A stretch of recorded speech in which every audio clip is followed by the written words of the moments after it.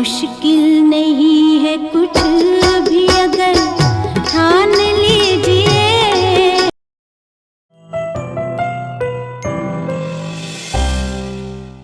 नमस्कार मित्रांनो, thinking mind RJ या यूट्यूब चॅनलवर तुम्हा सर्वांचं पुन्हा एकदा स्वागत आहे. सीधी बात नो बकवास. आज मी बिशे सरांच्या प्लॉटवर आहे. यांची प्लॉटची पूर्ण पाहणी झाली. 4.25 एकरचा हा प्लॉट आहे. त्यांनी त्यांच्या प्रॉब्लेम सांगितले आणि त्यांना मी त्यांचं सोल्युशन देखील सांगितलेलं आहे. आता प्लॉटवरून जायची माझी वेळ आहे आणि यांनी हा छोटासा एक प्रश्न विचारला. काय विचारलं?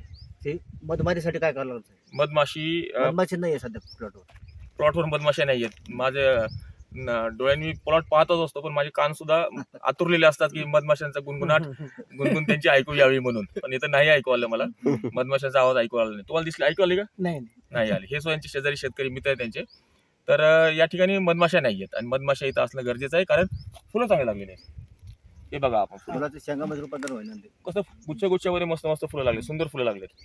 पण या फुलामधून शेंगा जोपर्यंत तयार होणार नाहीत तोपर्यंत या महिन्यामध्ये मधमाशीचं प्रमाण कमी असतं सर. कमी असतं. पण दुपारी जे ऊन चांगलं असेल ना, मधमाशा येतात बाहेर. येतात. खूपच थंडी असेल, थंड वारं सुटत असेल, मधमाशा कमी पडतात. खरी गोष्ट बोलतात. दुपारी जर कडक ऊन असेल, सकाळ संध्याकाळ भले थंडी असू देत, पण दुपारी मधमाशा बाहेर पडतात. कारण आता परवाच्या जेव्हा प्लॉटमध्ये गेलो होतो तिथे गुणगुण आवाज आला होता मला. आवाजच नाही. नाही आवाज आला मला. भुंग्याचा आवाज सुद्धा नाही. आवाज एक माशी बघायला भेटा नाही. तीच प्रॉब्लेम आहे. काय करावं लागेल? हा, तेच एकदम तेच सांगतो. ऐका, आता आपण बऱ्याच वेळा मागच्या व्हिडिओमध्ये सांगितलं की ताक गुळ विलायची ही फवारणी करायची. त्यामध्ये मी एक घटक ऍड करतो अजून. आता बऱ्याच वेळा लोकांचा भ्रम असा होतो की ताक गुळ विलायची फवारणी केली मावा येतो, पण या प्लॉटमध्ये मावा आहे. पाहिलं आपण? मावा आहे ना. तुम्ही काय ताक गुळ विलायची फवारणी केली नाही, त्यामुळे ताक गुळ विलायची फवारणी नाही केली तरी मावा येणार आहे. थंडीच्या दिवसात मावा येतोच आणि याच वेळेस आपण ताक गुळ विलायची फवारणी करत असतो. तो एक कावळा बसणे फांदी तुटणे असं काहीतरी तो एक कार्यक्रम आहे. तो त्याचं प्रमाण किती लागतं ते सांगा. हा, तेच सांगतो. आता 200 लिटर जर पाणी टाकी असेल आपली, 20 लिटरची पाणी टाकी असेल, तर 20 लिटरसाठी जे प्रमाण सांगतो ते प्रमाण बघा. आणि त्यात मी एक घटक शेवटी ऍड पण करतो. एका टाकीसाठी 20 लिटर पाण्यामध्ये आपल्याला अर्धा लिटर ताक घ्यायचं आहे. अर्धा ते 1 लिटर ताक. आंबट ताक असेल, चांगलं असेल, आंबट असेल किंवा ताजं असेल, कसं असेल ते. 1 लिटर ताक घ्या. हातात बसले एवढा खडा घ्या गुळाचा. आणि तो काळा गुळ असेल, सेंद्रिय गुळ असेल, खूप चांगलं. काळा नाही भेटणार. अंदाजे हा भेटतो 100 ग्रॅम 150 ग्रॅम भेटतो ना. 86 रुपयाचा आपली तर भेटतो. काळा गुळ एक आहे आणि पिवळा गुळ एक आहे. काळा म्हणजे 86 रुपये पासून म्हणजे जास्त गोड आहे प्रमाण त्याचं. काळा घ्या. तो घ्या. एक कडा एवढा घ्या, अंदाजे 100 ग्रॅम 150 ग्रॅम. आणि 4-5 विलायची घ्या. विलायची खलबत्त्यात कुटा साल्टासहित त्या पाण्यामध्ये भिजू द्या. झालं. 3 घटकाची आपल्याला फवारणी करायची. याच्यामध्ये अजून एक ऍड करा, दालचिनी. दालचिनी माहिती आहे? साल. त्याला सिनामॉन बार्क म्हणतात. तर ते सिनामॉन बार्क जे आहे, दालचिनी जी आहे, ती सुद्धा एक छोटीशी बोटमध्ये एवढी हे घ्या, पावडर साल घ्या ती. त्याला पण कुटा. म्हटल्यास त्या इलायची सोबत कुठलं तरी चालतंय. ते कुठून त्या पाण्यामध्ये भिजू द्या. हा, रात्रभर भिजत ठेवा. नाही भिजत ठेवलं तरी चालतं. अर्धा तास जरी भिजत ठेवलं तुम्ही तरी फवारणी करून घ्या. काय होतं, इलायचीचा सेंट भले लवकर निघून जाईल, पण दालचिनीचा जो सेंट आहे, जो गंध आहे, तो गंध बराच वेळ राहतो आणि तो तुम्हाला जाणवतो सुद्धा. तुम्ही जर फवारणी कराल ना, तेव्हा तुम्हाला तो जाणवेल. त्यामुळे काय होतं, एक तर गुळाचा गोडवा, इलायची आणि दालचिनीचा सेंट यांनी मधमाशा आजूबाजूच्या आकर्षित होतात. हवा सुटली ना, त्या हवेसोबत तो गंध जातो, पसरतो आजूबाजूला. जिथे काय मधमाशा असतात त्यांना कळते की बाबा इकडून हवा यायला लागली, इकडे काहीतरी आपल्यासाठी चांगली गोष्ट आहे ठेवलेली. काय ठेवले आपण त्यांच्यासाठी? फुलं ठेवलेत. शेवगाची फुलं ठेवलेत. त्यांना आपण चुकीचा शब्द नाही वापरत, त्यांना काही येण्यात काढत नाही आपण मधमाशांना. त्यांना आपण फुलं दाखवतो, सांगतोय की इथं फुलं आहेत आणि इथं तुमच्यासाठी मधु रस काय म्हणतात, मकरंद देखील आहे. ते मकरंद घेण्यासाठी, शोषण करण्यासाठी तुम्ही आमच्या फुलाकडे या आणि सोबत आमचं परागीभवन गुपचूप करून जावा. तर त्यासाठी आपण ते इन्व्हिटेशन पाठवतो त्यांना आपण. ते सेंट हवा जशी सुटी तसं तो सेंट पसरतो आजूबाजूला, है ना. आणि याचा खूप चांगला रिझल्ट मिळालेला आहे. आता तुम्ही म्हणलात ना, एकही मधमाशी दिसली नाही आज आपण. आपण जवळपास 2-2.5 तासापासून प्लॉटमध्ये फिरतोय, एकही मधमाशी नाहीये. तुम्ही हे फवारणी 2-3 वेळेस रिपीट करा, 4-4 दिवसाच्या अंतराने. आणि तुम्ही स्वतः सांगा मला फोन करून की सर मधमाशी आल्यात म्हणून. बरोबर. ज्यांनी ही फवारणी, ही आयुर्वेदिक फवारणी, ही ज्यांनी रिपीट केली फवारणी, त्यांच्या शेवगाच्या झाडावर मोहळं लागलेले. मोसंबीला काम मिळलं. आजूबाजूला लिंबाची झाडं असतात त्याला मोहळ लागलेले. इथपर्यंत त्याचा प्रभावी उपाय आहे. तुम्ही जास्त फवारणी करता ना कीटकनाशकाच्या, कोराजेन वगैरे करतात, मधमाशी कशा येणार? त्यामुळे फवारणी कमीत कमी करा. शेतीला शेवगा खर्च कमीत कमी करा आणि ह्या पद्धतीची सेटिंग तुम्हाला दिसेल लवकरच.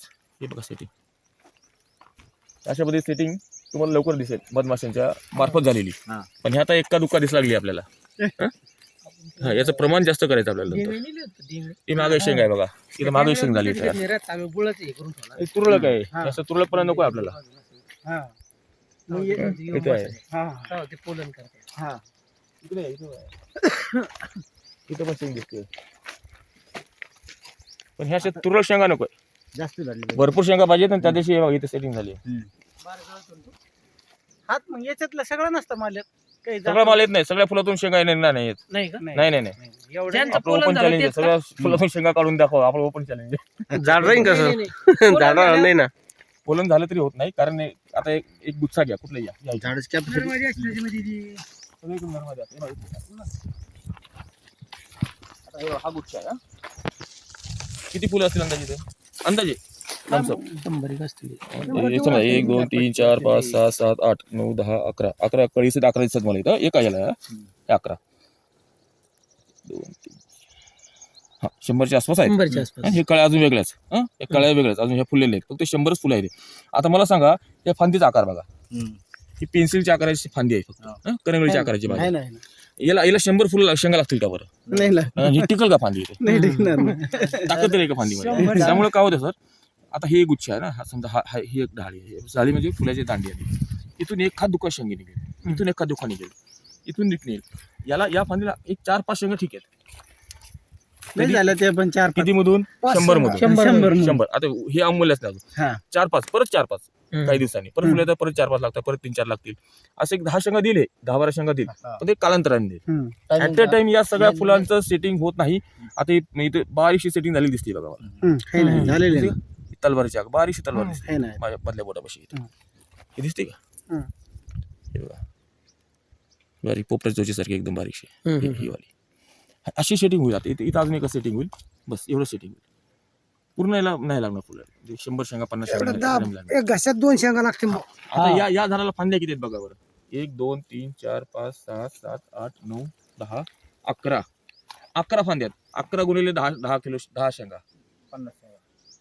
11 गुणिले 10 गुणाकार येत नाही. 111 122 अंदाजे हे झाड 100 झांगा देईल. 100 प्लस. हा 100 प्लस शेंगा देईल. आणि याला जवळपास 15 ते 20 हजार फुलं लागणार आहेत. हजारोमध्ये शेंगा आणि शेकडोमध्ये शेंगा, हजारोमध्ये फुलं आणि शेकडोमध्ये शेंगा. आणि झाडांनी तुम्हाला 100-150 जरी शेंगा दिल्या तर तुमचा 15 किलो माल झाला की एका झाडात. एका झाडाचा 10-15 सुरुवातीला 5 किलो निघून द्या. एका किलोमध्ये जनरली लहान आकाराच्या 12-13 शेंगा बसतात. झाड असेल तर 10 शेंगा बसतात. 5 किलोची खूप समाधानी व्यक्तिमत्व आहे. यांना 10 किलो मी यांना 10 किलो माल घ्या म्हणतोय, मग आम्हाला 5 वेळा तरी बस झाला. असे समाधानी लोक पाहिजेत आपल्याला. 5ची अपेक्षा करायची जास्त आशा करून पाहतो नाही ना. आणि वरचे 5 भेटले ते बोनस आपल्याला. त्यासाठी काय करा, ऐका दाजी हे करा, ताकगुळीची फोन करा उद्या सकाळचं. उद्या आता मावा पडलाय मग आता. वरचे 5 किलो साहेब आला. मला पाठवून द्या सर माझ्या घरचा. एका झाडाच्या 6 झाडाच्या. सगळ्या झाडायचं नको. एक टेम्पो भरून पाडून द्यायचं. नाही एवढं चालेल. हो, ओके थँक्यू. संभाजीनगरला आलं का?